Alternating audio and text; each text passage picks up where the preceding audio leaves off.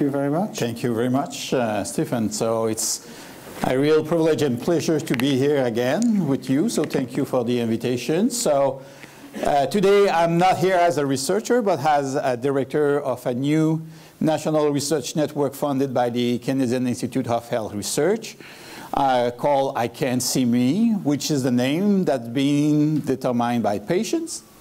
So that's talk a lot about how important is this research network for them, and I will try to not only introduce you to the network, what we are doing, but also the looking for opportunities for cross-national collaboration. When I'm looking, by the way, I'm moving a lot, so guys, you can just show me some sign, okay? If I'm way over there, you will be crazy. So by looking about this slide, it looks like I'm leading a Formula One racing team. So I wish to have the same budget, but it's not the case. But this is just to show you that through this exercise, it took us 3 years to get the funding for this network. We were able to federate all the MECFS organizations across Canada, which was something very important for all of us. Here are my disclosure, not very important. So what is the vision and mission of this network? So we really intended at the beginning to create a national interdisciplinary collaborative myalgic encephalomyelitis network. And I think the two most important words beyond myalgic encephalomyelitis, of course, is collaborative and interdisciplinary. So to really carry out a patient-centered research program. So from discovery to implementation, and of course with the ultimate goals to finding the causes and possible treatment for ME, thereby reducing the impact on ME on health of Canadians, and of course to every individual suffering of MECFS. So we really want to be the primary resource to initiate, support, and sustain innovative and collaborative ME research in Canada, and I would say probably beyond our home frontiers. So simply put, we thanks to this federal governmental recognitions, to put Canada on the map of MECFS. So we were very lagging behind, and we worked very hard to be recognized, and having unofficial recognition is a game changer for us. So we built this research network through 3 different strategic pillars, so which can be summarized by pillar 1, which is a kind of catalyst accelerator program to fill existing gap in MECFS, to stimulate new discoveries and sustain excellence in MECFS research in Canada. So in other words, we have money to organize internal peer-reviewed competitions to create new teams and to support new researchers in the field. So this is not a closed network. This is not a team grant. This is a network, and we have the missions to grow to increase research capacity, which means we will solicitate young researchers as well as well-established ones to team up with us. They don't know the disease, but this is a very, very important disease, probably the last medical enigma of the 21st century. So this is my sales spin pitch to attract experts from different fields. You have top experts, you have the top dogs in your field, come with us. We need to work with you, we need to benefit your expertise, and you will also benefit the expertise of others. This is truly important for a young investigator. You cannot honestly launch your career by applying for MECFS grant in the regular competition, because you know that MECFS is not the flavor of the month, and probably that will never be the flavor of the month, by competing against cancer, neurodegenerative diseases, and even rare disease. This is not a rare disease. It's a medically orphan disease, okay, where millions are affected and deserve to have better support. So that's why having a national research network is a game changer, because we can introduce and prepare the next generation of researchers. Pillar 2 is around some research infrastructure. How can we set up and develop common data elements across the different Canadian ME CFS laboratories and centers. So we need to work and try to integrate the best practices and how can we standardize our database and biobanking procedure. The last pillar 3 is one that is very important for all of us, is develop talent to enhance ME research capacity and excellence in research.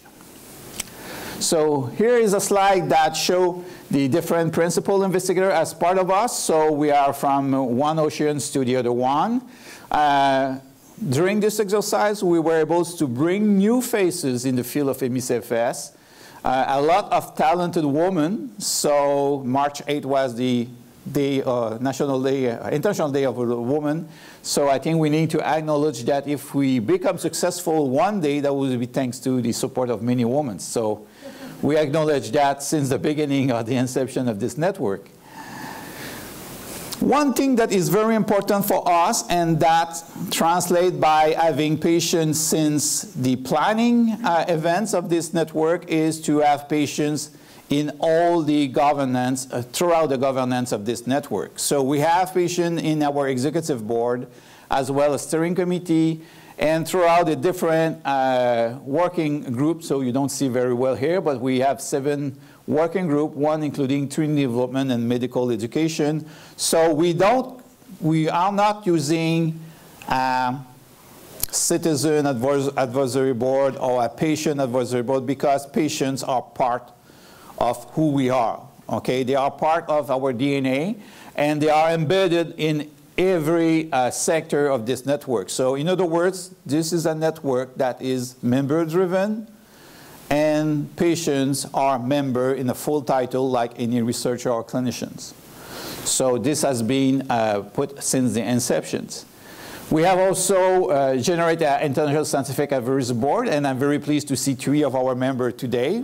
So we have Professor Lacerda, we have Sonia Chaudhry from here, we have also Edie Nicol from Australia. So we are very pleased to have leading individuals in their respective fields that will advise us in due times, and they will follow us, and they will also evaluate my performance as director, as well as the performance of the network, the overall performance of the network.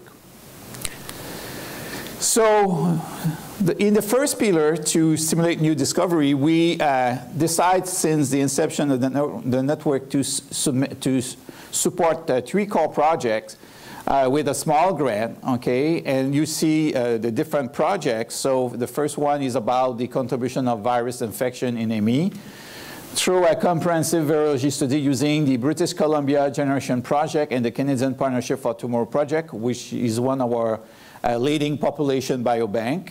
So this involves someone that you know very well, Professor Louis Nackel, that we steal from you guys, but I'm being told that he's still working with you, which is a good thing. So the second core project is about genomic and transcriptomic analysis involving endogenous retroviruses in ME. So the lead PI is Professor David Lee, who is based in the University of Vermont. And the third one is about cytokine profiling and role in ME pathophysiology, that is led by Professor Landy in Alberta. We will set up soon a new competition called New Frontier ME Discovery Grant Program. So it's again small discovery grant to explore scientific avenues addressing important problems related to ME by studying the creation of new research team. In other words, we are not giving money to one individual.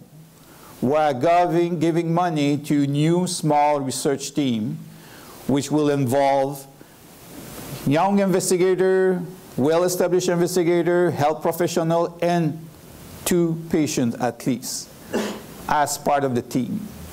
So we truly believe about this collaborative aspect and integration of different disciplines to solve the problem of ME/CFS, and we don't want to work in silos anymore. So we have, of course, 3 strategic research priorities. One about the etiology, disease mechanism, and discovery of actionable targets. The second research strategic priority is about discovery of biomarkers for diagnosis and subtyping of patients. The third one is more ambitious. It's about the environmental, clinical science, and health service research. So it means that how we will translate discovery to the clinics. How can we make things that will be acceptable to the patient and also clinicians? So it's very important to have that buying. Again, we're all talking here about small grant. And you may say, why to make this big efforts to have just 25K? Because this 25K will be critical to bring together people to work together and eventually to apply to bigger competition and be more successful. If you are not creating the team, if you are not creating the opportunity to work, at least to think together, there will be no possibility to be successful for the big competitions. The pillar 2 is about the integration and standardization of database that we often sum up as we need to agree on data to develop our common data elements, which is not an easy task. So this project, pillar 2 is led by Professor Nakul and Dr. Kathleen Kerr in Toronto. So again, we need to put all together and go beyond just having a central disease registry. So to have, let's say, more put together our different regional cohorts, and also how can we make sure that we are collecting in a very efficient way the data. So it's about informatics, it's about informatics and data capture harmonization, establishment of a Canadian EMI national cohort, and also to develop the new digital marker and other mappable EMI-related clinical measure. As you know, we rely maybe too heavy on questionnaires, which are very difficult. If I ask you how you are your health status, how you feel during the last 6 months, especially if you are ME/CFS having neurocognition and memory issues, okay, it's useless. Okay, I never saw a single patient in my cohort able to complete the MFE20 and DSQ questionnaire by himself. Never. It's way too long. So if you have someone that assists you at some point, that introduces some kind of bias. So we need to have more objective data and to perform also longitudinal studies. So digital marker is maybe the solution. So how can we use deep phenotyping using Exoskin SmartVest is an example I will show you tomorrow. And also the needs to use maybe provocation studies or such as stress tests to induce specific symptoms like post-exertional malaise. So we are working with Stat Canada, which is a unique partnership, again with RTE International, which is an organization, private sector organization, supported by the NIH. And ICANSEMI has been recognized as the 4th center by NIH, so we have access to their support as well to private sector and different institutions across Canada for that. The third pillar activity is about talent development. This is something very important because we need to take care or take actions to move forward from our precarious situation by developing and sustaining talent at different academic and professional level, emphasizing training of the next generation of researchers, clinical scientists, and other health professionals. So we are supporting 2 specific activities. The first one is EMI Star of Tomorrow, so where we will put some scholarship and clinical and research fellowship for 2 years across Canada. And we have a system that we need that the immediate supervisor is completed by maybe by a mentor from another institution. So again, it's the increase the collaborative aspect and interdisciplinary. The second one is the academy. This is something, a new concept, and I sincerely hope that you will be interested to join us. All the participating labs in ICANSEMI Research Network, all trainees, by definition, will be part of the academy. Whether they receive a bursary or not, your lab, your supervisor is part of ICANSEMI, you are part of ICANSEMI as a member, but your host lab is also included. And we hope to provide small internship. So let's say that you are interested to learn about microbiome and genomics of microbiomes in the context of ME/CFS. You want to spend a week in Columbia University in the lab of Dr. Ian Lipkins, okay? We will support you for this training. okay? And the host, the receiving lab, will also receive you, so they will invest some money and time to make sure you will be properly trained.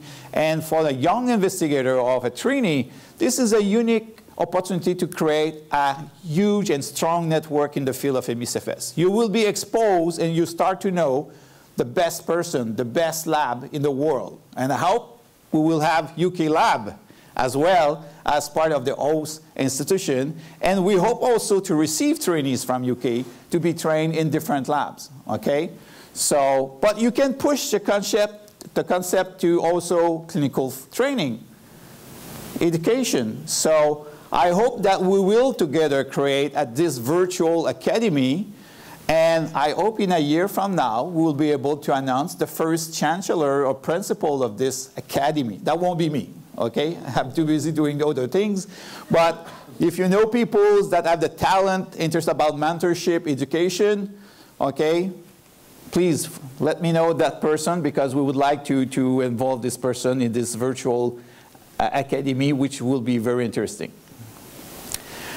So where are the opportunities of research? I would say everywhere. The elephant is in the room, okay? The very famous elephant. So, and of course, all the elephant owners have this favorite part of the elephants to look at. I would say now, in 2020, we are covering certainly the whole elephant.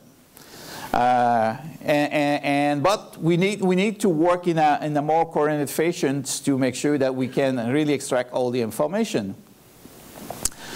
We already successfully developed a partnership with the NIH-funded Center of Excellence about MSFS, which are at Cornell University, Columbia University, and Jackson Lab. So NIH recognized now ICANN-CME Research Network as the fourth center. So we will have some more direct exchanges with our colleagues there.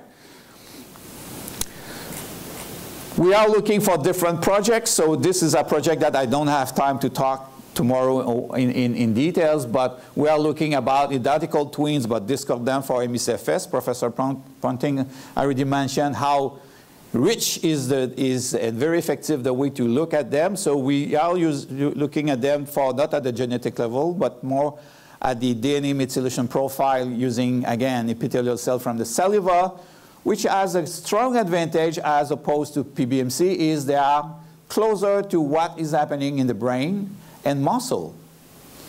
So not only logistically speaking, saliva is very useful because they are very stable, but we are closer to what is happening in the brain. And as you know, it's very difficult to do a brain biopsy. Okay, I don't see a lot of volunteers for that. Even muscle biopsies are a bit sometimes painful. Okay, there are ways to do that. So I think saliva is something interesting. So we are interested to work with different group and organization. We receive a lot of support from UK for the twins. So I have a lot of twins from UK. And I know you have one of the largest registry of identical twins in the UK as well. So here's an example, very complicated slide for you maybe, but the most important thing is to look at the beta value, is the change in the DNA methylation between the ME twins compared to his co-twin unaffected. So you see the number are bigger here, which means we have to deal with what we call a hypermethylation. And when hypermethylation occurs in some region, that will lead to a reduced expression of a gene of interest. In that case, the gene is glutamate, the key transporter, and glutamate is involved in many things, and amongst other things is being implicated in exercise-induced fatigue in rat models, amongst others. So I think we have found out something, at least one good candidate gene that can be an actionable target. So, and right now we are doing the same analysis in our population, unrelated cases. Dr. Nackel is also looking about neuroimaging, so to before and post-F4 challenge to compare the patients. So this is been done between Fraser Hill and Complex Chronic Disease Program at British Columbia Women's Hospital under the leadership of Dr. Nackel. So, and involve also other researchers, newcomers for the very first time from MSFS. So this is, I think, a good example how this project is important and could lead to some useful information. Dr. Heather Hedgel from York University. She's a newcomer in the field of ME/CFS as well. I've never heard about ME/CFS before we approached her, but she's an expert in orthostatic intolerance and POTS, so which is something very important for ME/CFS. So a good example about projects shows she has a very, very interesting projects to propose. For instance, investigation of symptoms with use of Q-colon neck compression device, because if we modify or induce neck compression, we could modify brain blood flow volume and attenuate some symptom in upright posture. So this is a pretty good idea from a young investigator, never been involved in ME. So we will support her somehow, and we hope that you could be interested to team up with Heather.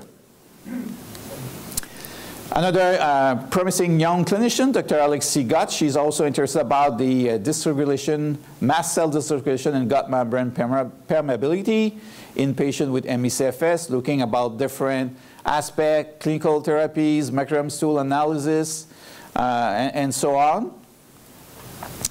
And Dr. Valérie Marcil, which is also interested about the impact of nutrigenomics to help, and how can we manipulate nutritions and probiotics to attenuate the symptoms.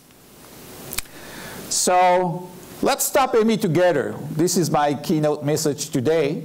So very, I think, easy to remember. I think that we have plenty of cross-national opportunity for collaboration in terms of the different core projects, New Frontier ME Discovery Grant Program.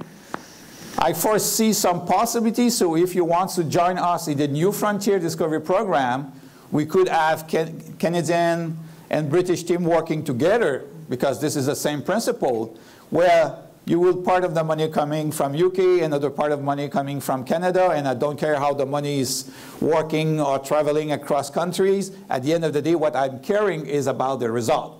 Okay, so this is a great possibility. So if you're interested, we can sit down and discuss about that. And also for the talent development, the same. We sincerely hope that you will be interested about the concept of the academy. How can we work together, being a host lab, being willing to send your student to the best lab across CMRC Research Network and beyond, as well as to receive our very talented young trainees.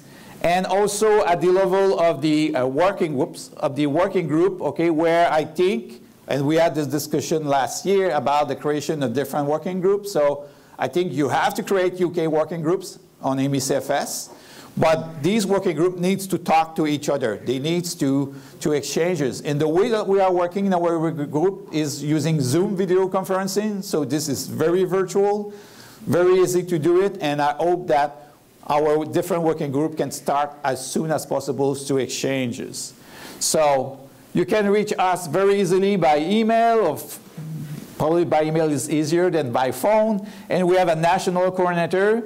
Unfortunately, our website is not yet available, but as soon that the website will be available, you will know. I will communicate with Sonia and other ME/CFS organization.